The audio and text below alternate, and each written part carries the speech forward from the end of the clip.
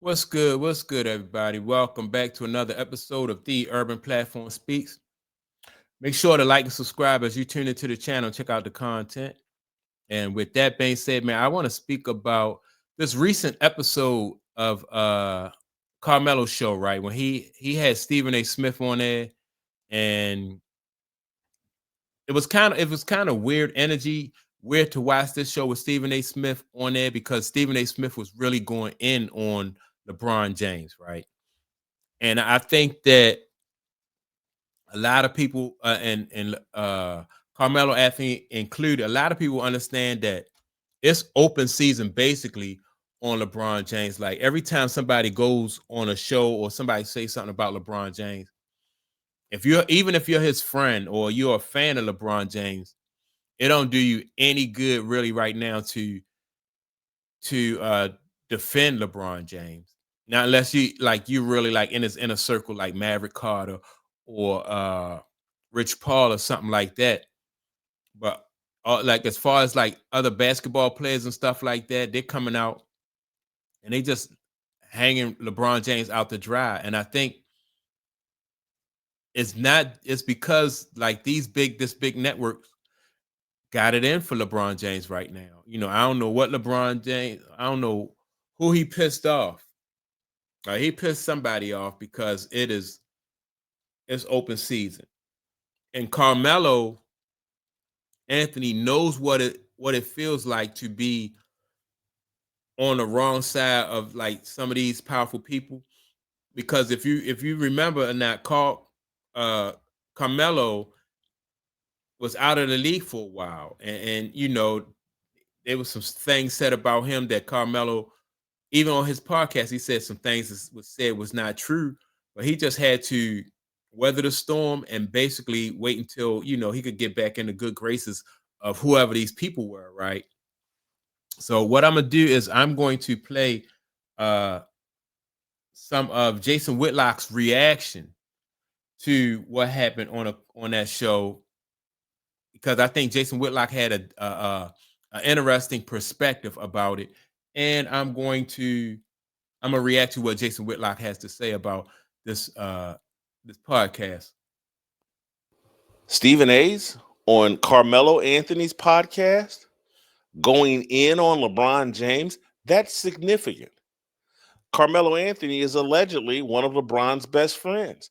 And Stephen A's on Carmelo's platform going in on LeBron James.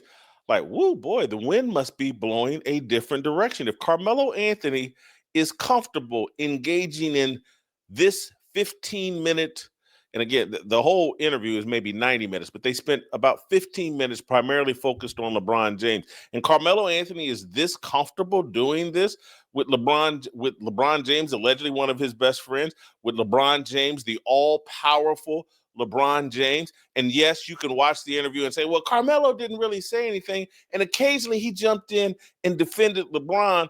And I'm like, nah, that don't fly. Well, let me say this. I wouldn't go as far as to say that Carmelo Anthony was comfortable. Like, because if you watch the interview, Carmelo really didn't say too much. He did kind of at some points in time, he kind of interjected with with Stephen A. Smith because I do think that Carmelo and LeBron James do have a relationship. How close they are, I don't know.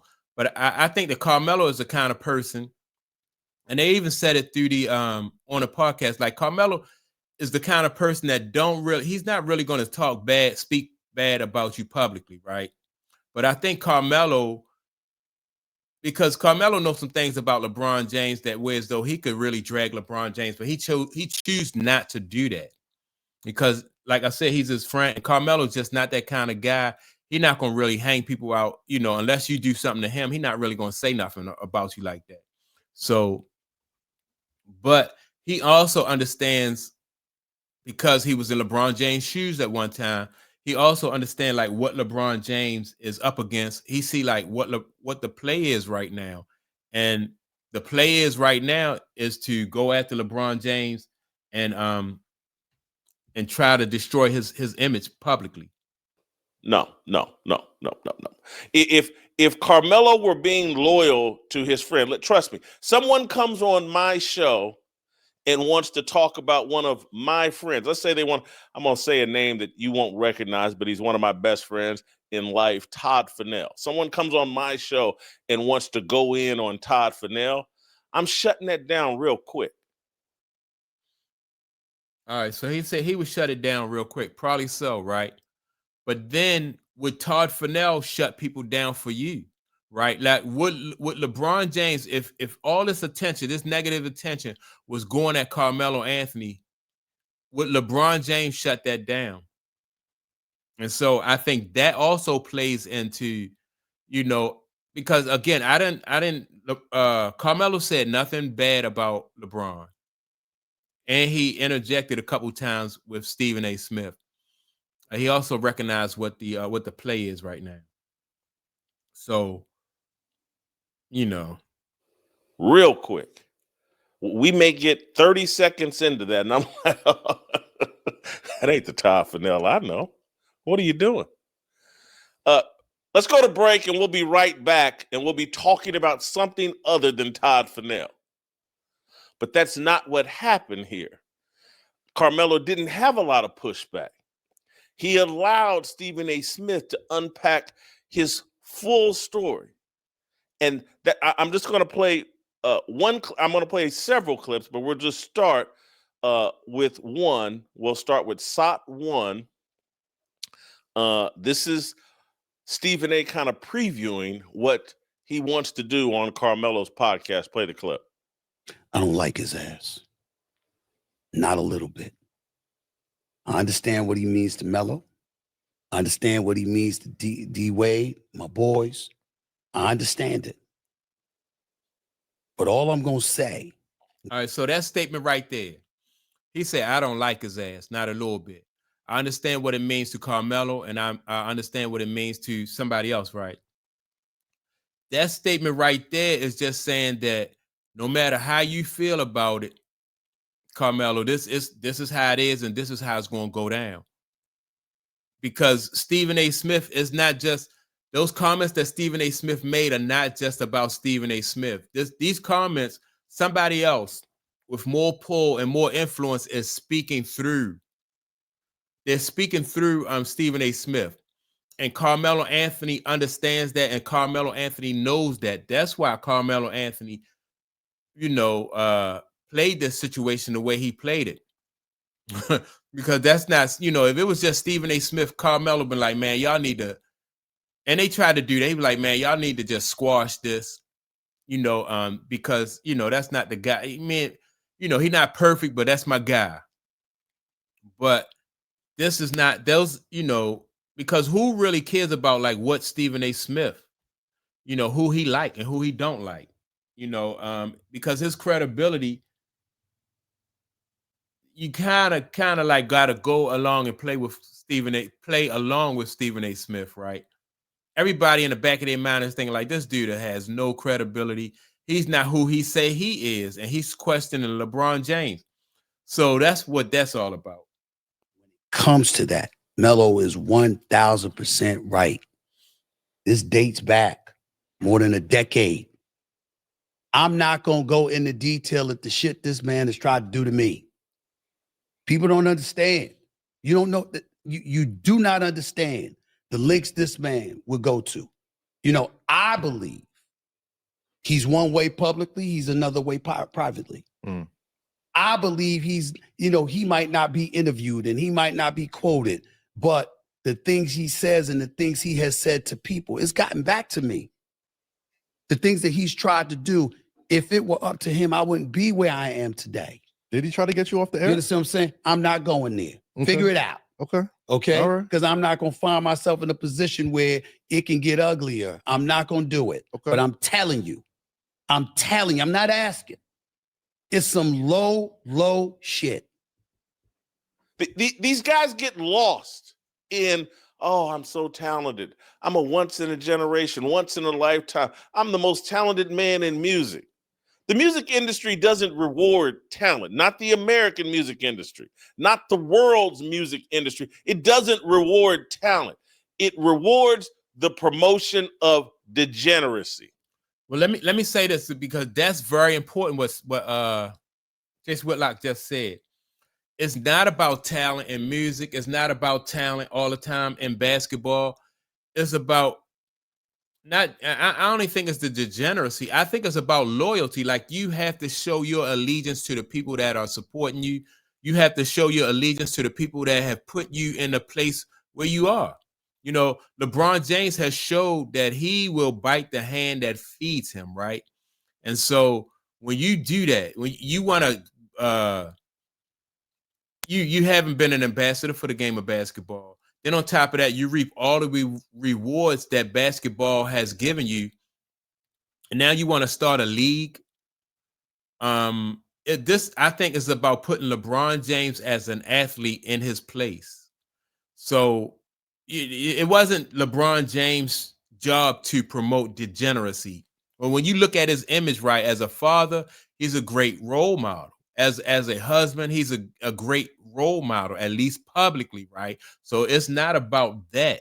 It's about what LeBron James is about him being an ambassador for the game of basketball, like like generations before him, like the Kobe generation, the Mike Magic and Bird generation. Dr. J was a ambassador for the game of basketball, and LeBron James benefited more than he put in. And in the league, and people don't like that. He did have that attitude where, yeah, I'm the greatest athlete. And he didn't have somebody to keep him grounded or somebody to to pull his coat and be like, look, man, you need to really strap in. When you look at basketball or football and you look at the top athletes in those sports, baseball, those guys, man, they are ambassadors for that sport. Those guys put everything in, and man, not that you want to see the athletes, like somebody like Earl Campbell who played for the Houston Oilers, and now he is almost like wheelchair bound, right? But you want to know, these people want to know that we're gonna give you all this money. We want you, we making you the face of the league. We want everything that you have to offer us physically. It's like, like a pretty girl, and she's a pillow princess, right? All she do is lay there, but she's enjoying, she's with a rich man and she's enjoying the yacht and the travel, and all she do is she's a pillow princess and think that that's enough.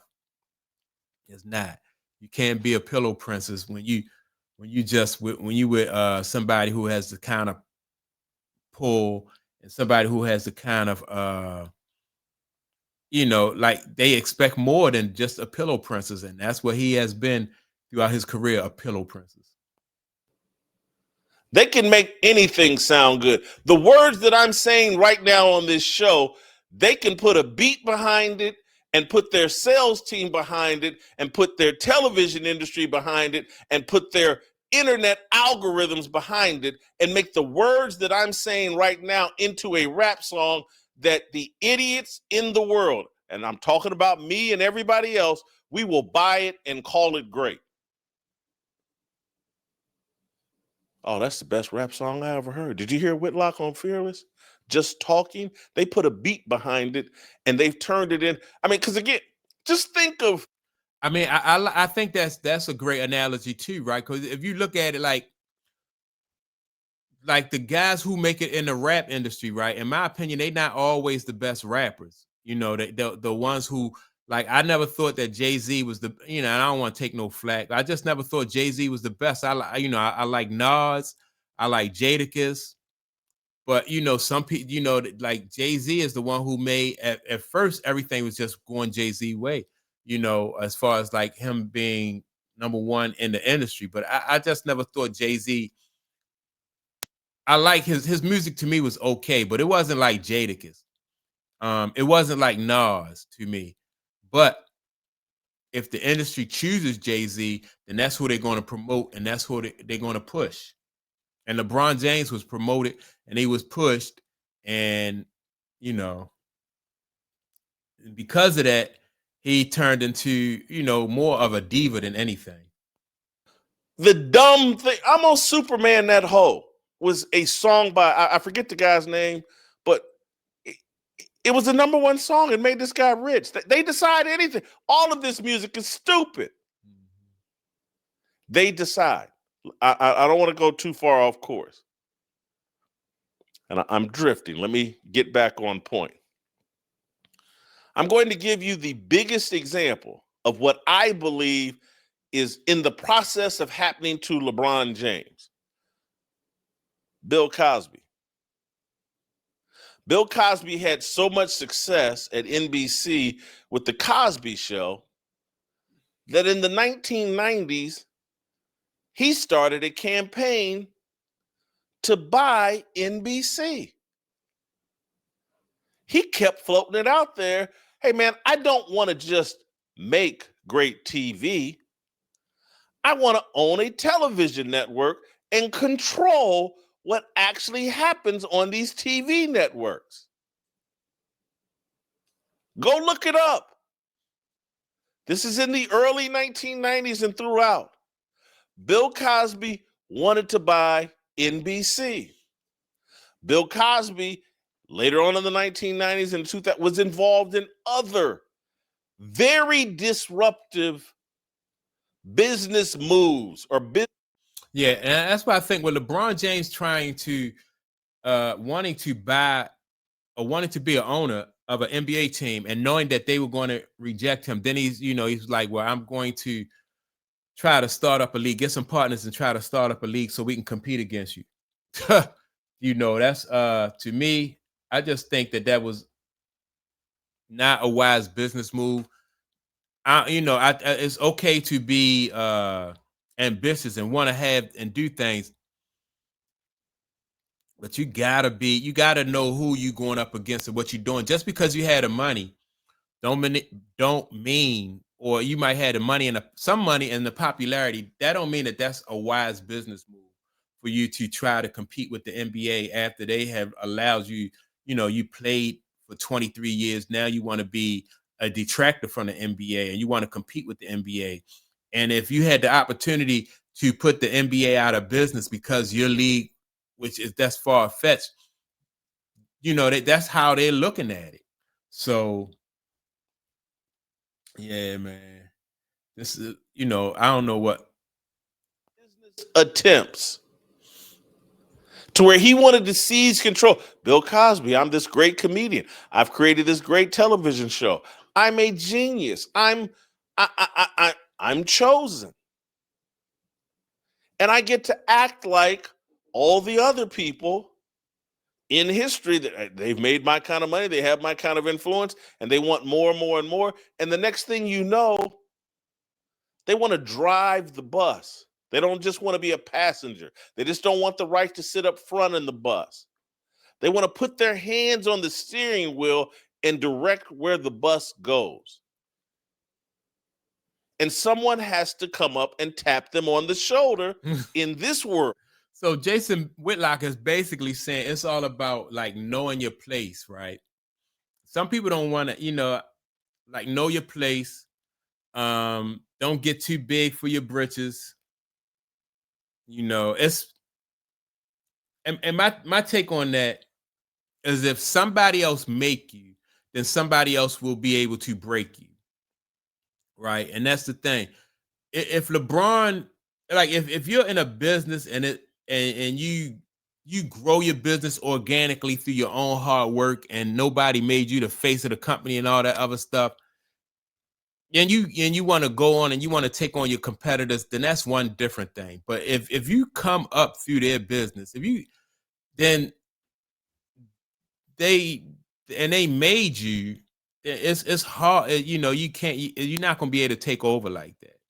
You know, if LeBron James was a billionaire because he was into real estate or he was into you know, stocks or something like that, it'll probably come off different. But you came through the NBA. Now you want to start your own team and compete against the NBA, or start your own league and compete against the NBA. When we made you, that's they was like, nah, that's not gonna fly. That's not gonna fly. That and so basically that's my take on it. Make sure to like and subscribe to the channel. Don't forget to leave a comment